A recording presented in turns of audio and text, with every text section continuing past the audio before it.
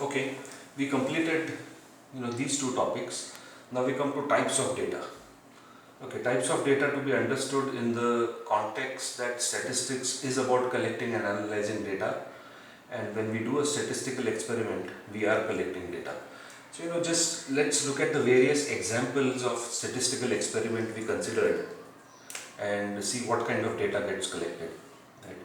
Let's say a coin toss. Toss once and observe the result. I get head, I could get head or I could get tail. Now these are not numbers, right? These are categories, and this is a finite set of results, correct? This kind of data, we say it is qualitative or nominal or categorical. I'll just say categorical now onwards. Okay. Now, my experiment could be tossing 10 times and noting how many heads I get. Right? So I toss it 10 times, I might get 3 heads. I toss it again 10 times, I might get 10 heads, I might get 1 head in the next 10 tosses or 2. I might get no heads. Okay. But whatever it is, I think we should understand that the result of this experiment, this is a different experiment from this, right? Though the physical action we took is same, tossing a coin, here we are observing different things. Here we are just observing the outcome, okay? Whereas here we are counting the number of heads. So this will be something between 0 and 10, correct? So a very finite set of values, 11 values, and the outcome will always be one of them. Okay? This kind of data is called discrete data, and it is quantitative. There is a number involved. So henceforth I'll just say discrete, that means it's a number and there is a finite set of possible values. Okay, so that's for tossing a coin. There is a third type of data, and I am trying to quickly think of whether I can quote that type in the context of this physical activity. Let me try. Okay. Tossing a coin and measuring the time for it to settle down. Let's say I toss the coin, let it fall on the ground, it rolls around, and then with a stopwatch we measure the time in seconds, and that stopwatch can actually measure time such as 1.2 seconds, right? And we toss it repeatedly, let's say 10 times, and we measure the result. Okay. Let me make it more complicated. Let's say I can measure time such as 1.25 seconds, and I get results 1.25 seconds, 2 seconds, 2.23 seconds, 1.89 seconds, etc. Now, the outcomes here are again numbers like here, but you will realize that the possible values here, it is very difficult to list them out as a finite set of values. I don't know, it could take anywhere, let's say it could take anywhere from 0.5 seconds to 2.5 seconds for the coin to settle down, or 3.5 seconds. And then because we can only go to 2 decimals, you can count the number of 0.5 up to 0.59 will be about 10, and you can keep on doing that. But a significantly large number of values. And really, there is no limit to the precision to which time counting can go, so on and so forth, right? That's not possible here, you know. You either get ahead once or twice or thrice. Now this kind of data is called continuous data.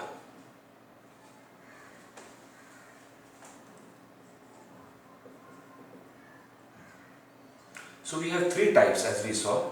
One is categorical, one is discrete, and one is continuous. These are the three kinds of data which are involved in statistical experiments. Okay, so let's see some more examples of this: categorical, discrete, and continuous.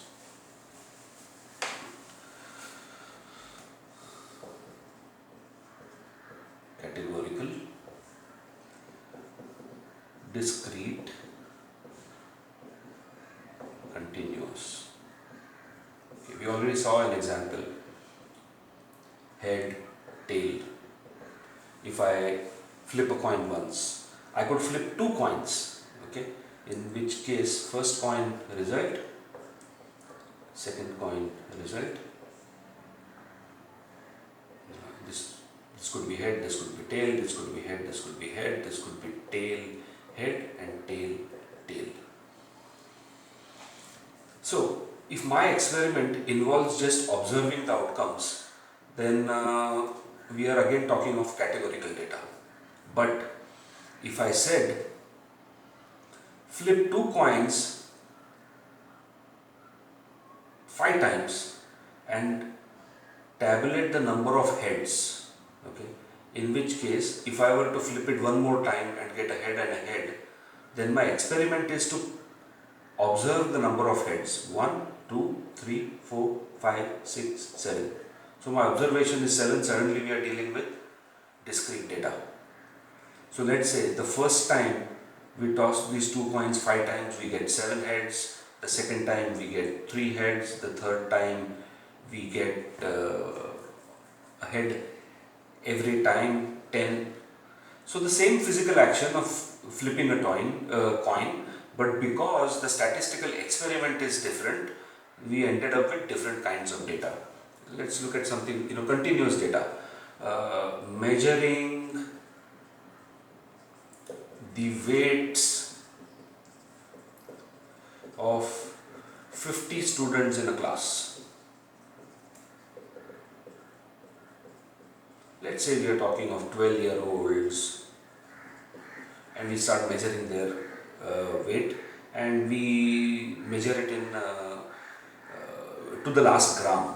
So, one of those kids has a weight of 20 kg and 12 grams, 21 kg and 300 grams, 19 kg, 30 kg and 50 grams. Now you can again imagine that the number of possible values here is very, very large. It is not a finite list, as in this case again it would have been, number of heads would have been 0 to 10. When you have this kind of data, you call it continuous data. Okay, I think this is very easy to imagine, but I'll just run us through some more examples. Like I said, observing a child's examination results. The child will either pass or fail the exam. Let's say that's how the exam is set up. Then you are with categorical kind of data. Let's say you tabulate the marks that the child got in the exam, and there are 3 subjects: English, Math, Geography, and you tabulate, and the maximum number of marks is 50. Okay, and the child scored 50 in English and 45 in Math, 39. This obviously becomes discrete data. If it is a meteorological institute measuring the rainfall in a city over 30 days, and that measurement is in millimeters, you are likely to have measurements such as 7.05 millimeters, 6 millimeters. Again, I think you should quickly be able to understand that here we are talking of continuous data. Let's take the earlier example of a horse race, correct? Horse race. Okay. Uh, 12 horses running in that race, and you want to know the first, second, and third, right? Let's say golden orange stood first, okay. Prince stood third, and second was trotter. So the data you have obtained here is these names. So you are really talking of categorical data. For the same race, if you were to talk about the weights of the horses who came first, second, third, I don't know what horses weigh, but 100.0, I'm sure they weigh more than 100. Let's say you found out that 850.30 kg, 900 kg, and 798.39 kg. I think we quickly understand for the same physical activity, 12 horses running in a race, this goes into the type of continuous data. What could be an example of discrete data with 12 horses racing? Maybe you observe all the races during the year in which these 12 horses participate, and you want to know, how many times each horse won. And let's say golden orange won 8 times in the year, trotter won 12 times in the year, and prince won 3 times in the year. If you tabulate it this way, naturally you are talking about discrete data. A few more examples and I think we should be done, but the important thing to realize is these are the types of data that we recognize in statistics, and also the important thing to realize is for the same actual same kind of activity, depending upon how you define your statistical experiment, your the type of data that we are talking of could be different. Okay. Now, the earlier example that we spoke about, last 2 digits of 100 cars passing by my house, you are going to get results such as 02, 99, 12, 20, 04, so on and so forth. So it's easy to understand that we are going to have 100 outcomes, and I would be tempted to put this down as discrete data. I had quoted one more example, we said 30 strangers and sharing same birthday.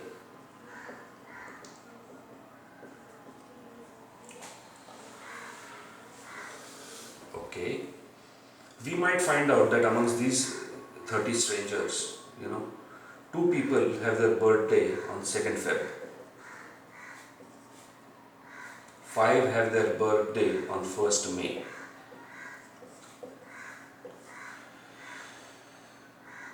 7 have their birthday on 12th of December, and so on and so forth. Very obviously, we are talking about discrete data. So these are the 3 kinds of data: categorical, discrete, and continuous. We'll see these, in all the examples that we run for probability, for counting, permutations, combinations, and for probability distributions. We'll do examples which are all these 3 kinds of data.